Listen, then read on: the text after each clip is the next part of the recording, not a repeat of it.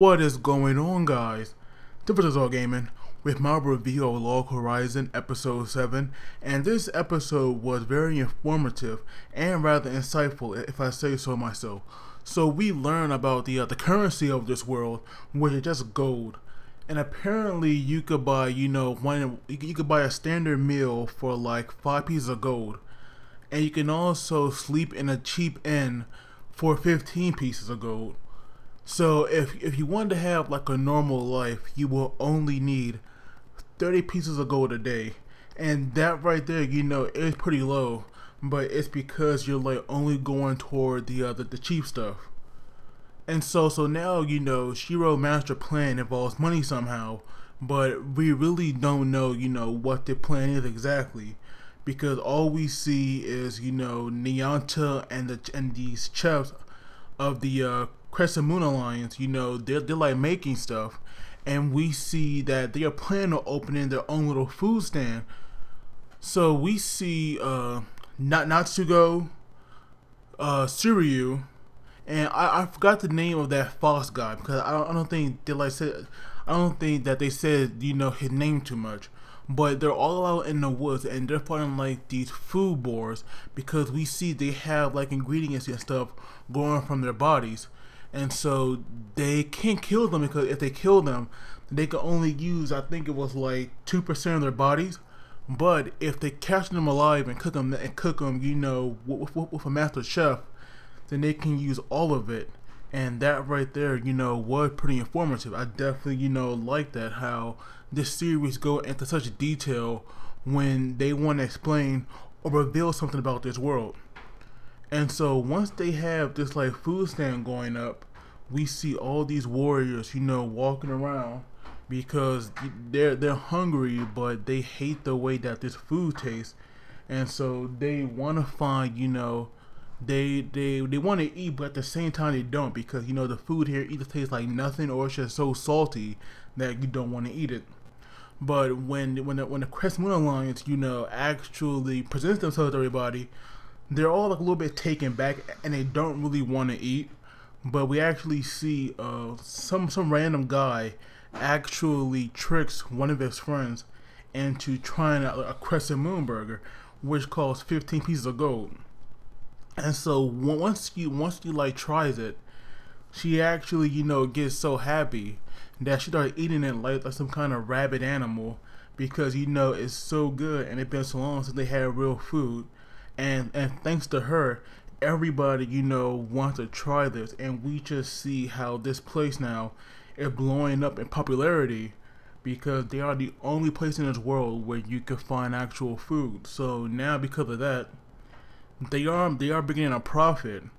But at the same time, because so many people actually want to try this food, they run out of supplies rather quickly, because we see Natsuko and the other guys, they have gone back to the forest once again to get some more supplies. And when they have enough, they actually going to leave. But Seiryu, he actually stays behind because he wants to do more, because apparently, well, it's rather obvious that he's in love with Marie. So of course, he wants to get on her good side. And so when he stays behind, the area boss, which is like some gigantic boar, appears. And I'm not gonna lie to you guys, I really thought that he was gonna get killed out there and spawn back in the cathedral, but he actually surprised me later on in the episode. So after Crescent Moon, shut down the stand for the day, they actually did do pretty well, but it's nowhere near what they have to be yet, because they're like such a small guild. They can't feed everybody, so they had to turn people away. And even though they made such a good profit, it was still hard for them.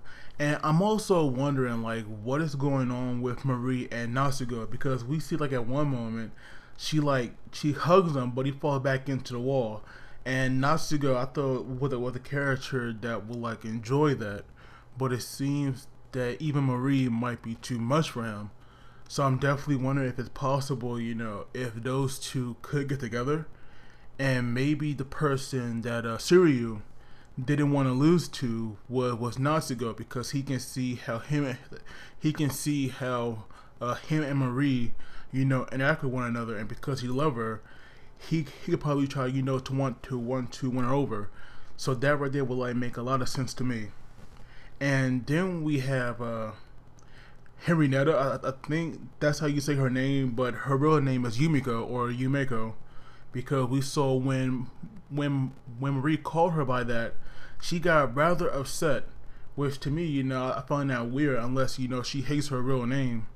But other than that, she was like stalking Akatsuki, who we saw earlier got this like chill down her spine when Yumiko, I'll call her by her real name, when Yumiko was actually thinking about having that day with her, and then when she eventually got her hands on her, she actually put her in one of those like maid outfits or whatever you want to call it.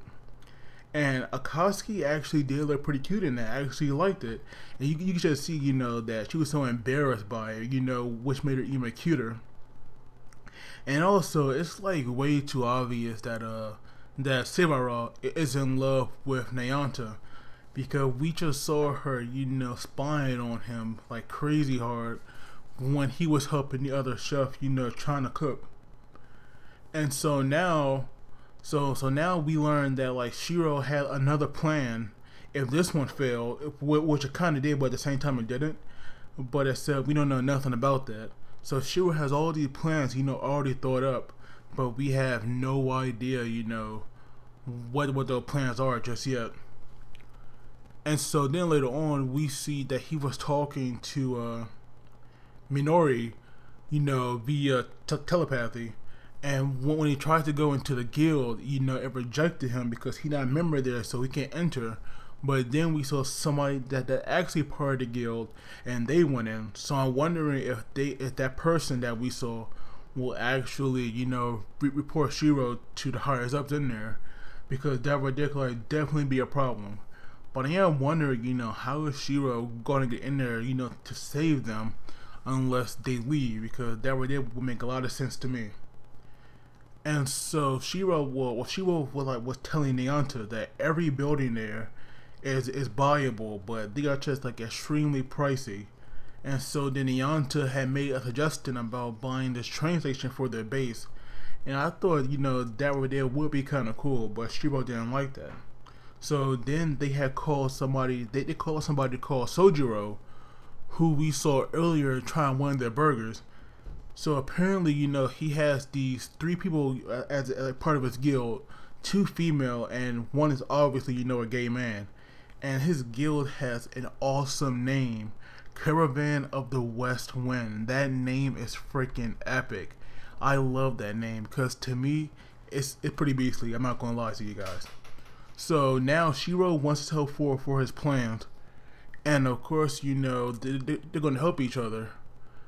But Shiro or Sojiro actually thought that Shiro didn't like him at first, because when he first made the Caravan Guild, he invited Shiro, but he declined it. But now he knows that Shiro didn't join any guild because he didn't like them, but he made his own. So I definitely see an alliance, if not a merger, between Caravan, the West Wind, and Log Horizon, where this guy guild will completely merge into Shiro's, and that way they could be all together. But as of now, he has this guy working at the food stand. So I'm guessing that right there is gonna last until they eventually stop this, because it's all for his plan. But at least now we know that the second stage is gonna start in next episode. So I'm definitely wondering what's that gonna be like, because I have been like curious for a while about what exactly is this plan. So hopefully he does explain it. But like I said, this episode was very good and very informative, so I definitely liked it. But as always, don't forget to like the video and subscribe, because that really helps me out. But as always, you guys take it easy, and I'll see you all next time.